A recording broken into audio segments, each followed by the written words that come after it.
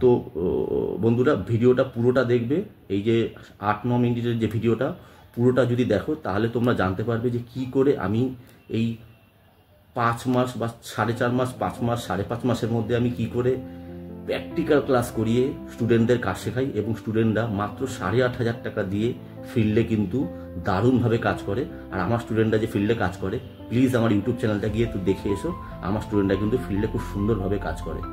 তো যারা অরিজিনালি জানতে চাও তারা এই ভিডিওটা পুরোটা দেখো। বন্ধুরা আজকে ডিসাইড করব যে এই যে আমাকে অনেকে মেসেজ করে বলে স্যার এই যে 4-5 মাসে কি করে এতগুলো শেখা সম্ভব, এবং তাদের আমি বলি দেখো প্র্যাকটিক্যাল ক্লাস করলে সম্ভব, মেশিন খুলে মেশিন দেখিয়ে তার ডিটেলসটা দেখালে সম্ভব। আর যারা খাতায় লিখে লিখে খাতা ভরিয়ে ভরিয়ে শেখায় তাদের 1-2 বছর 5 বছরও সম্ভব না। এবার আমার স্টুডেন্টরা ফিল্ডে কাজ করে, আমার ইউটিউব চ্যানেলে আমার স্টুডেন্টদের আমি ভিডিও দিই যারা ফিল্ডে কাজ করে, আপনারা দেখবেন তারা ফিল্ডে কাজ করছে, এসিতে গ্যাস ভরছে বা ফ্রিজে গ্যাস ভরছে। ছোটোখাটো 5-10%, 15% সমস্যা হতেই পারে ফিল্ডে, সেগুলো ওরা কাজ করে করে শিখে নেবে।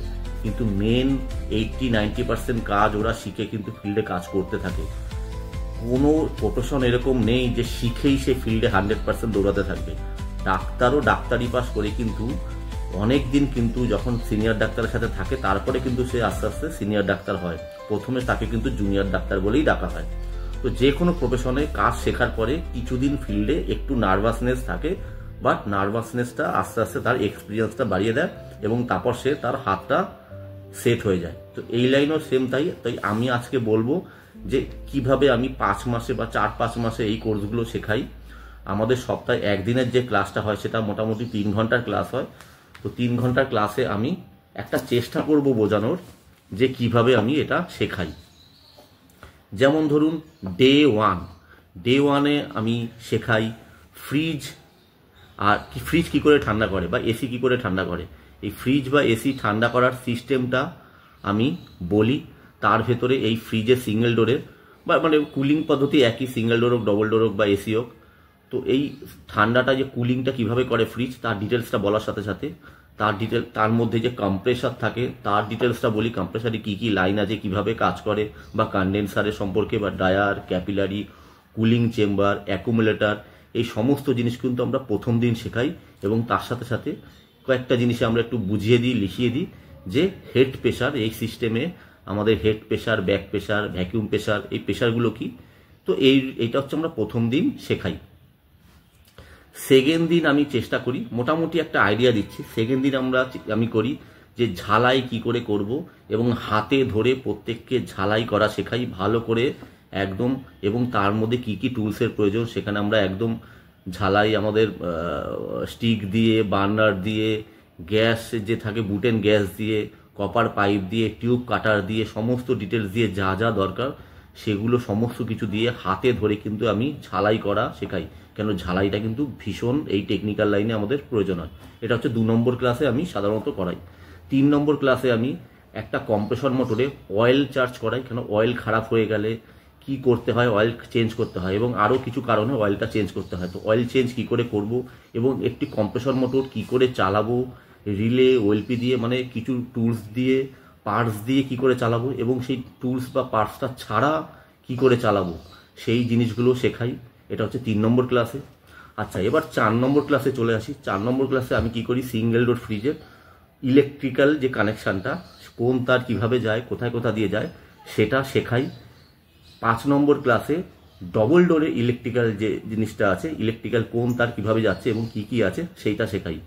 6 নম্বর ক্লাসে আমি কি করি, ওই যে 4 নম্বর ও 5 নম্বর ক্লাসে যে সিঙ্গেল ডোর ও ডবল ডোর শেখাচ্ছি, 6 নম্বর ক্লাসে ওটাই আমি রিভার্সের মতন চেষ্টা করি যে ডবল ডোর এবং সিঙ্গেল ডোরের কানেকশানগুলো কিভাবে হচ্ছে। মানে প্রথম দিন 4 নম্বর দিনে আমি সিঙ্গেল ডোর শেখাচ্ছি ইলেকট্রিক্যাল কানেকশান, পঞ্চম দিনে আমি ডবল ডোরে ইলেকট্রিক্যাল কানেকশান শেখাচ্ছি এবং ষষ্ঠ দিনে 6 নম্বর দিনে আমি ডবল ডোর এবং সিঙ্গেল ডোর দুটো একসাথে আমি বোঝানোর চেষ্টা করি। মানে প্রথমে সিঙ্গেল ডোরটা বোঝাই, তারপর ডবল ডোরটা বোঝাই, যাতে কি হয় পুরো ব্যাপারটা ক্লিয়ার হয়ে যায়।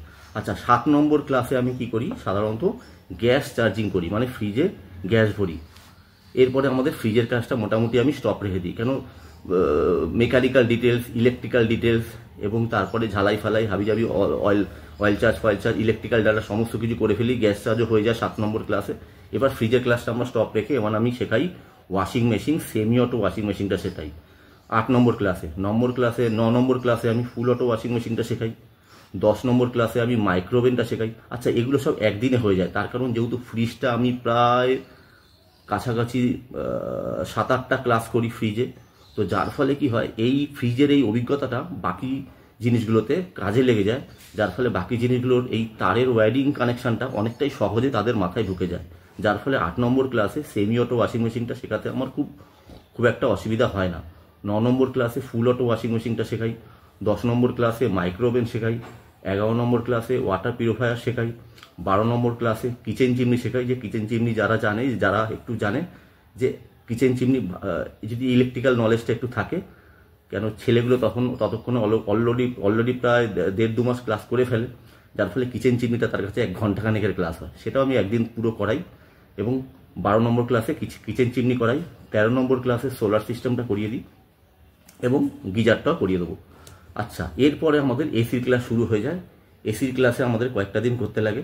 এসির ক্লাসে আমি 14 নম্বর ক্লাসে এসি সার্ভিসিং এবং এসির ডিটেলস, এসিতে কি কি থাকে, কিভাবে ঠান্ডা করে, এটা তো আমরা একটা রিপিট মেরেই দিই, যেহেতু আমরা ফ্রিজ করি, আমরা ভালো করি, আমাদের আইডিয়া থাকে, তো তবুও আমি একটা ডিটেলস বলে দিই। এবং এসিতে কি কি গ্যাস ব্যবহার করি, তার প্রেশার, গ্যাসের প্রেশার কি থাকে বা অ্যাম্পিয়ার কত নেয়, এইসব জিনিসগুলোই প্রথম দিন শেখাই।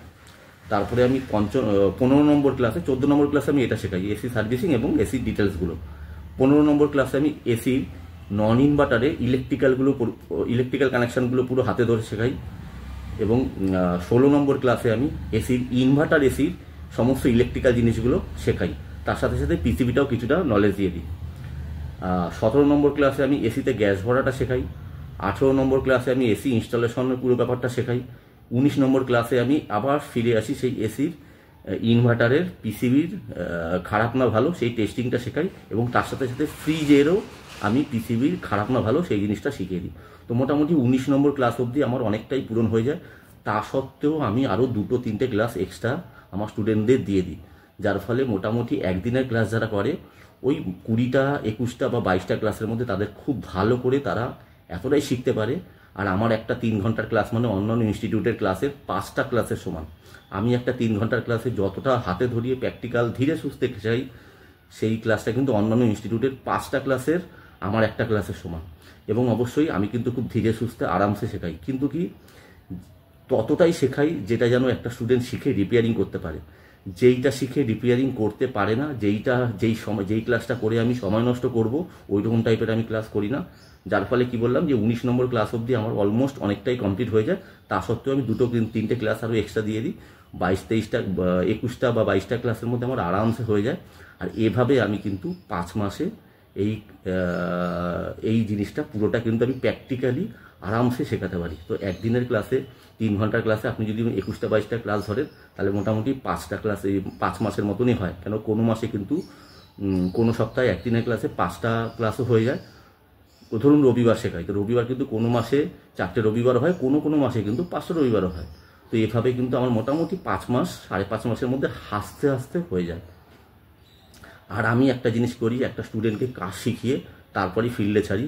কাজ না শিখিয়ে কিন্তু তাকে ফিল্ডে ছাড়ি না, পুরো কাজ শিখিয়ে দিই, সমস্ত কিছু শেখাই, তারপরে এক্সাম নিই, সার্টিফিকেট দিই এবং সার্ভিস সেন্টারে জব দিয়ে দিই। কিন্তু অন্যান্য ইনস্টিটিউট আমি যেটা একদিনে হাতে ধরিয়ে প্র্যাকটিক্যাল ক্লাস করাই, সেইটাই অন্যান্য ইনস্টিটিউট 5টা-6টা ক্লাসে শেখায়, এবং তারপরে ওরা প্র্যাকটিক্যাল জানি না কী করায়। কেন অন্যান্য ইনস্টিটিউটের কোনো ছেলেকে আমি দেখি না ফিল্ডে কাজ করতে। যাই হোক, সেই ইনস্টিটিউটের নাম আমি কাউর আমার বলার দরকার নেই। তো এভাবে আমি কাজ শেখাই। তো যারা জানতে চাও যে কিভাবে এটা সম্ভব, দাদা এটা এইভাবে সম্ভব। তাই তোমার মধ্যে শেখার ইচ্ছা থাকতে হবে আর পরিশ্রম করতে হবে। তুমি যদি পরিশ্রম করতে রাজি থাকো, তাহলে তুমি 5000% গ্যারান্টি শিওর যে তুমি এই সময় খুব ভালো করে কাজটা শিখে নেবে। আর যেটা বললাম যে পৃথিবীর যে কোনো প্রফেশনে সামান্য 5-10% একটুখানি একটা নার্ভাসনেস থাকে, কাজ করে।